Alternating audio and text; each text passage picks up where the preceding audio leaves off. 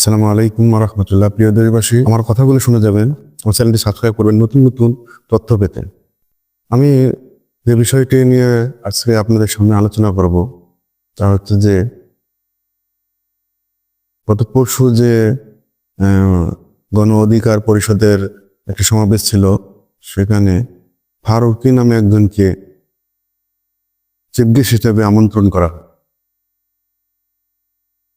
যে আন্দোলনে ছাত্ররা স্বৈরাচার পতন করেছে, আমি কোনো দলের পক্ষে বলছি না, নিরপেক্ষ হিসাবে যারা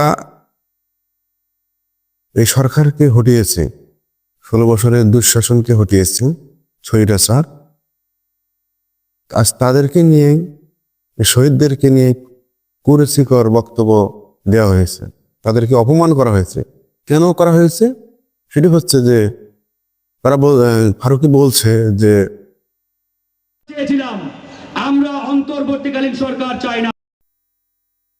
গত আগস্টে যে আন্দোলন হয়ে সরকার পতন হয়েছে, সেই আন্দোলনে আমরা অন্তর্বর্তীকালীন সরকার চাইনি।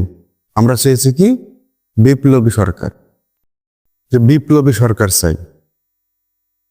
যারা রাজপথে জীবন দিল, রক্ত দিল, শহীদ হলো, তারাই যে আন্দোলন করে সরকারকে পতন করেছে। তুমি কি যে বলবে আমরা এরকম সরকার চাইনি, অন্তর্বর্তী সরকার চাই নাই, বিপ্লবী সরকার চেয়েছি?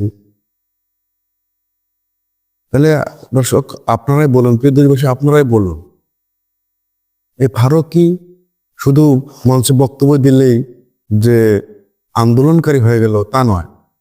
সেটাই কি? তুমি কে? তোমার বাবা আন্দোলন করেছিল, সেখানে যারা জীবন দিল এবং যারা বেঁচে আছে তারা এই সরকারকে বসিয়েছে। তাদের দাবি ছিল যে অন্তর্বর্তী সরকারকে, ডক্টর ইউনূসকে বসাবো। আপনি বলছেন যে এই সরকার চাইনি, বিপ্লবী সরকার চেয়েছে। তোমার বাবা কি সেখানে আন্দোলন করেছিল? আমার প্রশ্ন হচ্ছে এটা। তুমি কেন বলবে যে বিপ্লবী সরকার চেয়েছি, অন্তর্বর্তীকালীন সরকার চাই নাই? তুমি বলার কে?